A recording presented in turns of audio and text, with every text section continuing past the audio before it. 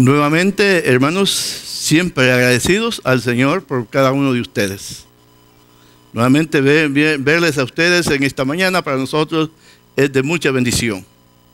Vemos que tenemos visitas en esta mañana porque nos están visitando por primera vez.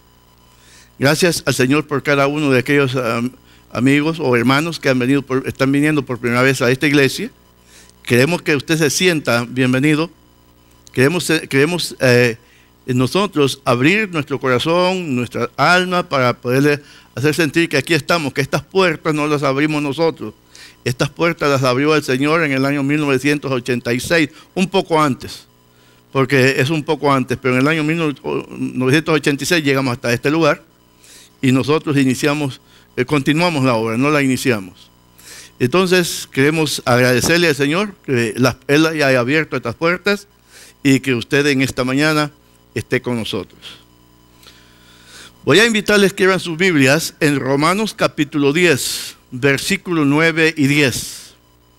Seguramente en esta mañana muchas personas habrán confesado sus pecados. Pero yo quiero hablar en esta mañana de la verdadera confesión. Romanos capítulo 10, versículos 9 y 10 dice así: que si confesares con tu boca que Jesús es el Señor y creyeres en tu corazón que Dios le levantó a los muertos, serás salvo. Porque con el corazón se cree para justicia, pero con la boca se confiesa para salvación. Pues la Escritura dice: todo aquel que en él creyere no será avergonzado. Que el Señor añada bendición a la lectura de su palabra. A través del ministerio que el Señor me ha permitido, he podido salir a diferentes lugares, diferentes países. He estado en el Perú, Trujillo, Perú. He estado también ministrando allí en Panamá, Guatemala, México, por supuesto El Salvador, pues soy originario de allí. Y he podido ver a través de este ministerio muchas bendiciones de parte del Señor. En la ciudad de Panamá los hermanos se organizan muy bien y llevan muchos invitados. Noche a noche había un poco 200 o tal vez menos, más o menos oscilando entre 150 y 200 profesiones de fe. No digo conversiones porque eso solamente las hace el Señor. En 5 noches pude ver la bendición de Dios, pude ver la mano del Señor, pude ver hombres, mujeres, jóvenes, adultos, aún ancianos, buscando del Señor. Pero a través de estos ministerios uno se goza viendo estas cosas. De personas que llegan a los pies de Cristo y confiesan sus pecados al Señor Jesucristo. Pero ¿cuántos en esta mañana, en este tiempo que hemos estado hablando, si habrán confesado o estarán confesándose en diferentes lugares, pero que no lo están haciendo de una manera bíblica? Porque la confesión que está hablando el apóstol Pablo en Romanos 10, 9 y 10, es una confesión dirigida al Señor. El hombre ha roto las leyes divinas. Por lo tanto, es a Él que debemos de pedirle perdón y debemos confesar nuestros pecados. Hay confesiones que se han dado a través de la Biblia que han tenido consecuencias y no han sido confesiones sinceras. David, el rey David, confesó su pecado. Pero David no lo hizo de una manera voluntaria, reconociendo que había ofendido a Dios. Lo hizo al ser descubierto. Ahí fue el momento que confesó él su pecado. En esta mañana yo quiero hablar de 4 confesiones que encontramos en la Biblia. Si usted ha confesado de esta manera bíblica, entonces el Señor, por supuesto, le ha escuchado y le ha perdonado. Hay confesiones de todo índole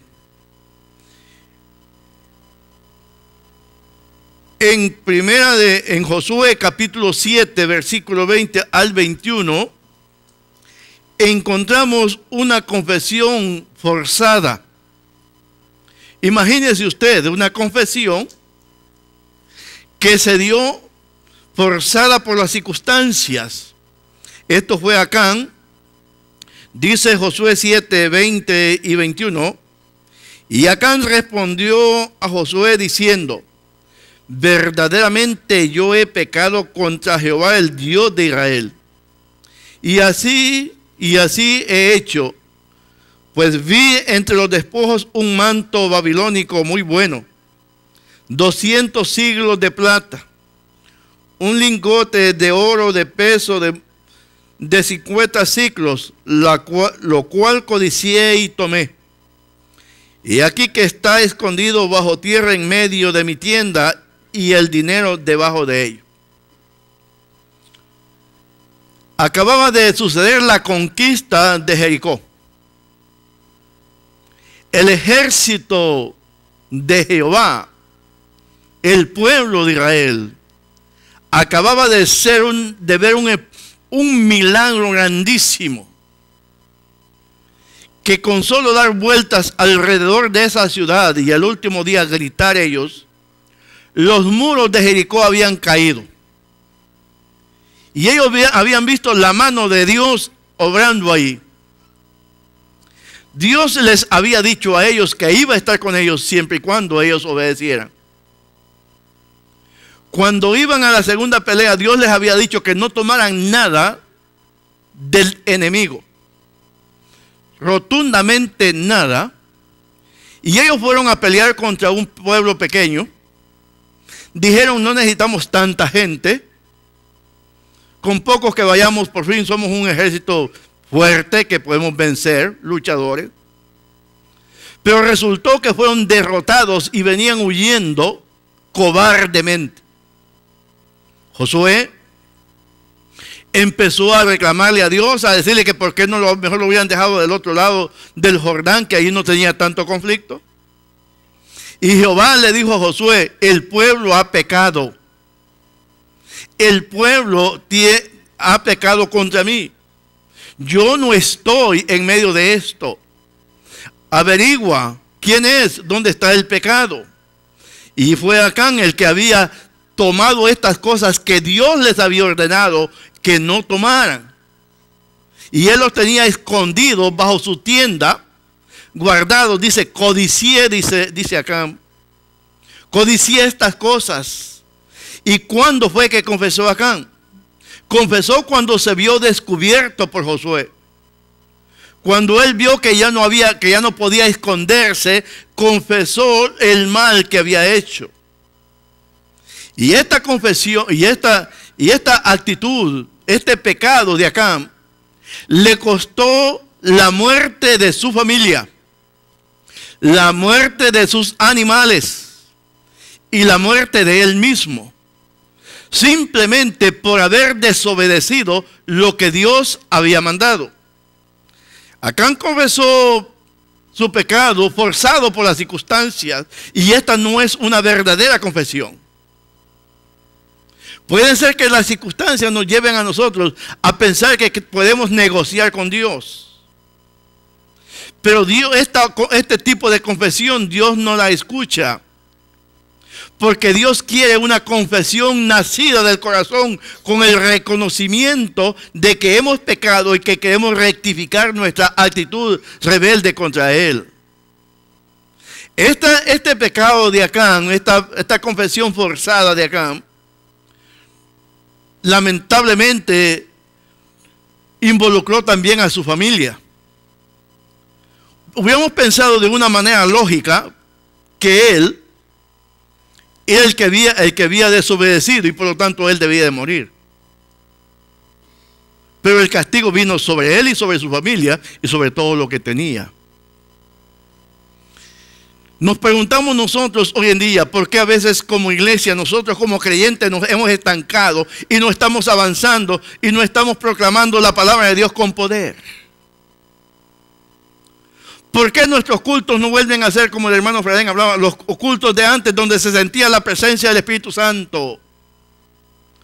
¿Por qué nos centramos como lo hacíamos antes con alegría y veníamos dispuestos a abrir nuestro corazón y expresar a Dios nuestra gratitud a través de la alabanza? ¿Por qué ahora no nos inquieta a nosotros el que pronto que nos vayamos esta mañana para nuestras casas, que quisiéramos estar prestos en la tarde y volvernos a reunir para volvernos a encontrar y volver otra vez a expresar gratitud a Dios? ¿Por qué somos una iglesia conforme? ¿Por qué no estamos buscando hacer lo que Dios nos está demandando y acercarnos a Él en pleno arrepentimiento y decirle al Señor: Señor, aquí estamos esperando que tú llenes nuestras manos de bendición con tu presencia, que tu presencia en nuestra reunión sea una realidad? ¿Qué es lo que está pasando entonces? ¿Por qué cuando nos estamos tardando un poquito, estamos viendo y el reloj ya casi termina y como que no da tiempo para terminar? ¿Por qué estamos tan precisos? ¿Por qué no queremos estar en la presencia de Dios? Acán pensó que Dios no lo veía. Pensó que Dios no iba a tomar en cuenta la desobediencia que él estaba haciendo. La Biblia dice que Dios no puede ser burlado. Todo lo que el hombre sembrare, ese también segará. Y la cosecha recibida por Acán fue el castigo sobre su familia, que tal vez no había cometido este pecado. Cuando nosotros como creyentes no estamos dispuestos a someter nuestra vida a Dios, cuando nosotros como cristianos no hemos tomado en cuenta a Dios en todas nuestras decisiones, Dios no está de acuerdo con nosotros. Y algunas veces nos preguntamos qué es lo que está pasando, por qué no hay bendición. Es porque igual que Acán, cuando fueron a la lucha contra este pueblo pequeño, el pueblo fue derrotado porque Dios no estaba con ellos.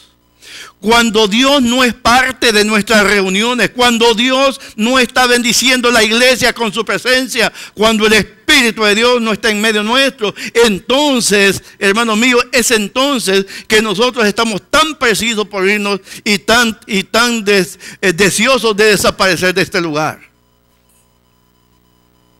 Porque nos hemos olvidado de que Dios bendice a aquellos que le buscan.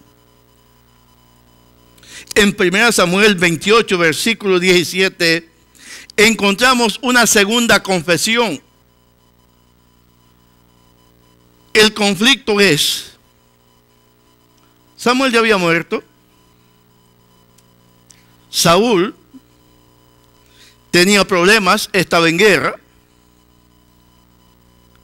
y él se dio cuenta que Dios no estaba con ellos. Y cuando él descubrió que Dios no estaba con él, él buscó una divina para poder llamar a Samuel para que viniera. Dice 1 Samuel 28, 17: y Jehová te ha hecho como dijo por medio de mí, pues Jehová ha quitado el reino de tu mano y lo ha dado a tu compañero David. ¿Cuál es el problema? Veamos lo que dice el Señor en esto. Saúl, al ver que Dios no estaba, él quiso buscar a Samuel, para que le ayudara. Recurrió a una divina. Él mismo había puesto leyes que prohibía terminantemente ir a consultar a divinas.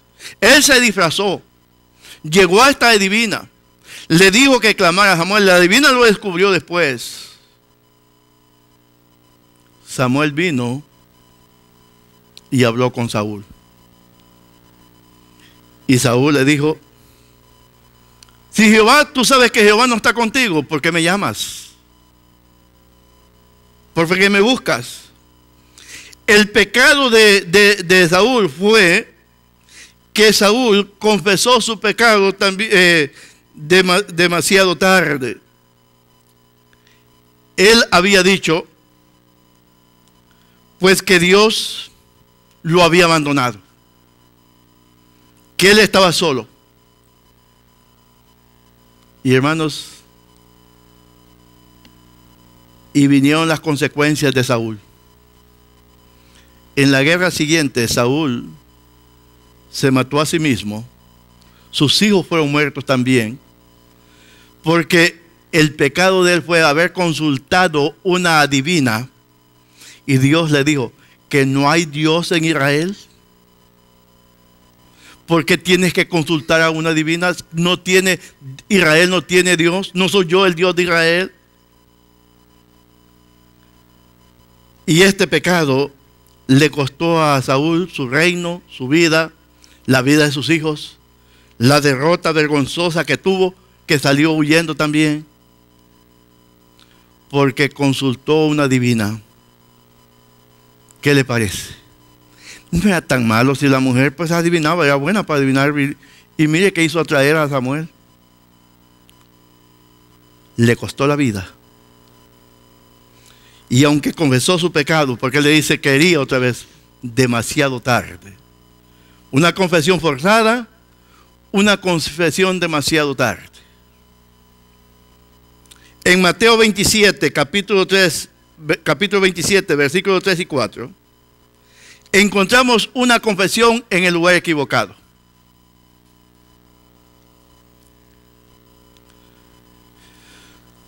Donde nosotros vivíamos, había un hombre que tenía problemas de alcoholismo. Muchos de los que están aquí conocen a este hombre.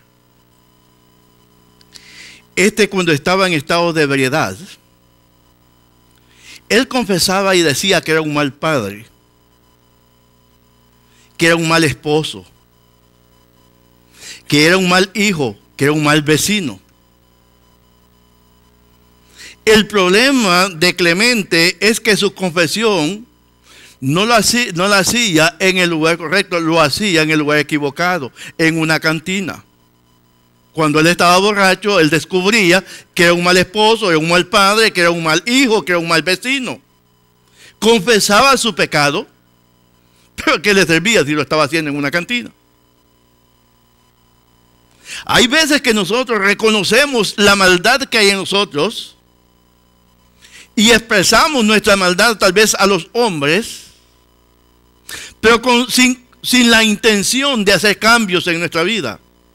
Una cosa es que sepamos lo que nosotros hemos hecho mal y otra cosa es que lo confesemos a Dios con la intención de rectificar, de hacer cambios en nuestra vida. No es simplemente que reconozco que soy mal padre, no simplemente que reconozco que soy un mal hijo, no simplemente que reconozco que soy un mal esposo o un mal vecino, sino porque en mi corazón el Espíritu de Dios ya ha puesto el deseo de rectificar lo que yo ya sé.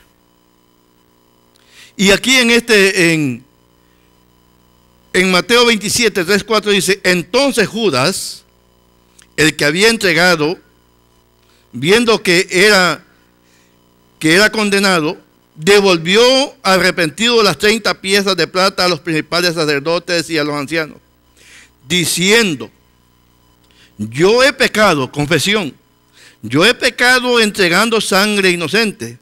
Mas ellos dijeron, ¿qué nos importa a nosotros?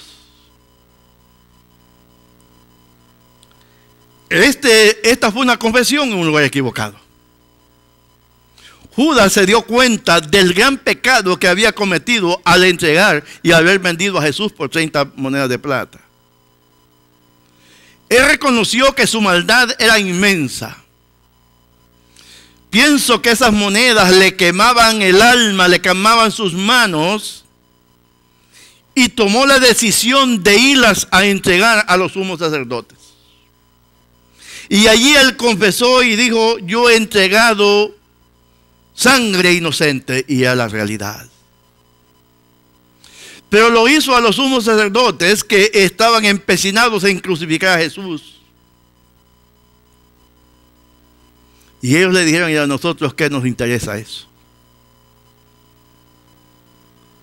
Judas confesó en un lugar equivocado. Seguramente que en esta mañana muchas personas han ido a un lugar equivocado a confesar sus pecados, posiblemente a un hombre. A decirle todo lo malo que han hecho tal vez en el transcurso de la semana o tal vez en el transcurso de un mes. Han sacado dentro de ellos todo aquello que llevaban guardado, se lo dijeron a un hombre, pero no fueron perdonados. Porque el único que tiene la autoridad para perdonar pecados es el Señor Jesucristo. Y nuestra confesión debemos hacerla a Él. En pleno arrepentimiento, el único que murió en la cruz del Calvario es el Señor Jesucristo. Y por consecuente de ello, Él tiene la capacidad, y como es siendo Dios también, Él tiene la capacidad para decirle a usted: tus pecados te son perdonados, porque Él es Dios, porque solamente Dios puede perdonar pecados. Fueron a los hombres, le tiró las monedas, no nos importa. Y todos conocemos el resultado del pecado de Judas.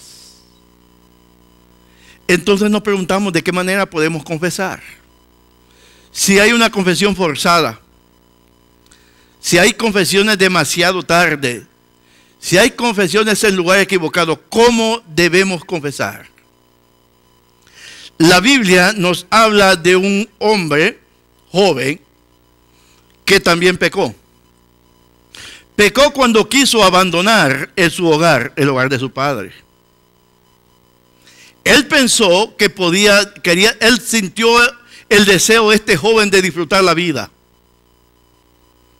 Y él le dijo: padre, dame la herencia que me corresponde. Este es el hijo pródigo. Dame la herencia que me corresponde, dame mi parte, que yo me voy. Y la Biblia dice que este padre le entregó la herencia a este joven y se fue a una provincia apartada.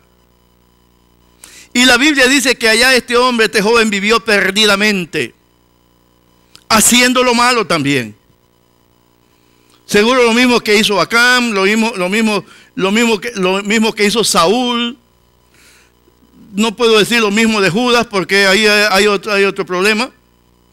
Pero seguramente lo mismo que algunos de nosotros hemos hecho más de alguna vez.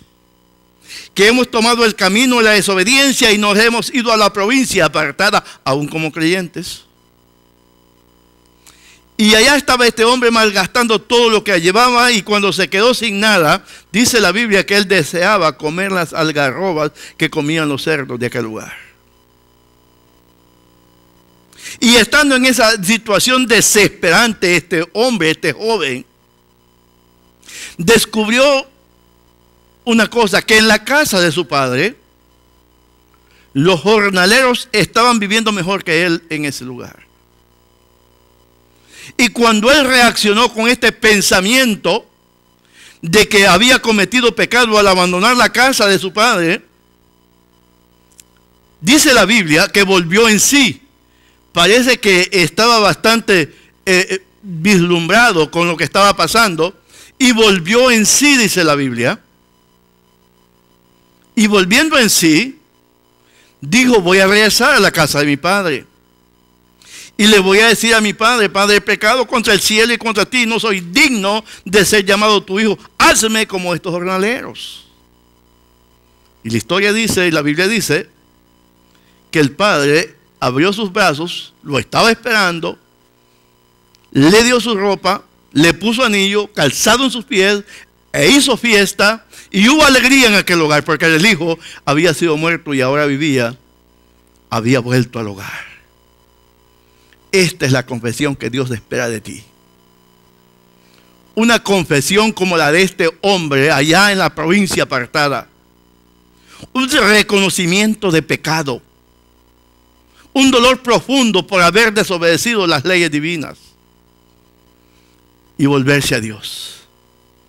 Aquellos que nos están viendo en la televisión y por el internet, quiero decirles que Dios también espera de ellos un arrepentimiento pleno, una confesión sincera. No quiere una confesión forzada. No quiere una decisión, una confesión demasiado tarde. No quiere una confesión en el lugar equivocado, quiere una confesión como la que hizo este hombre allá en la provincia, aún estando en pecado, reaccionó y dijo, vuelvo a la casa de mi padre, y volvió. Tal vez tú eres un creyente que te has ido a la provincia apartada, que has estado allá en aquella provincia apartada, que has sentido las consecuencias del pecado y que necesita volver otra vez a Dios. Hazlo, porque Dios quiere perdonarte. Dios